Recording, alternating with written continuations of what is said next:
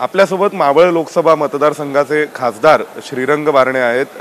एकनाथ शिंदेंच्या शिवसेनेचे ते प्रतिनिधित्व करतात। बारणे साहेब, आज लोकसभेच्या अध्यक्षपदाची निवडणूक होते।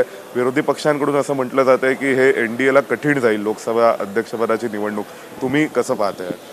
लोकशाहीमध्ये प्रत्येकाला काही बोलण्याचा अधिकार आहे, परंतु एनडीए हा बहुमतामध्ये लोकसभेमध्ये आणि लोकसभेच्या परंपरेनुसार खरं तर त्याची नियुक्ती आज होते आणि या माध्यमातून पुन्हा एकदा ओम बिर्लाजी या अध्यक्ष लोकसभेचे होणार आहे आणि त्या माध्यमातून ती निवडणूक प्रक्रिया आज संपन्न होती।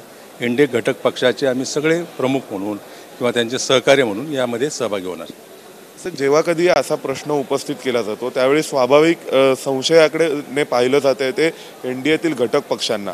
तुम्ही त्या घटक पक्षांचं प्रतिनिधित्व करता, तुम्हाला हे पटतं का? नाही, पटण्यासारखं बघा, लोकशाहीमध्ये निवडणूक प्रक्रिया असते। विरोधी पक्षाकडून त्यांनी त्यांचा अर्ज दाखल केला आहे अध्यक्षपदाच्या संदर्भामध्ये आणि एनडीए घटक पक्षातून सत्ताधारी पक्षातून ओम बिर्लाजी यांचा अर्ज दाखल केलेला आहे आणि या माध्यमातून ही निवडणुकीची प्रक्रिया होते।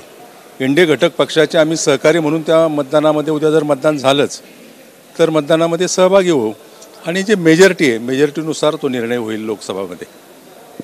तर आपल्यासोबत होते शिवसेनेचे खासदार श्रीरंग बारणे, ज्यांनी म्हटलंय की लोकसभा अध्यक्षपदासाठी निवडणूक होते पण एनडीएकडे बहुमत आहे आणि मेजॉरिटीनुसार निर्णय होईल। Video journalist Bhupesh Somesh Kolage, ABP Majha, नवी दिल्ली। एबीपी माझा, उघडा डोळे बघा नीट।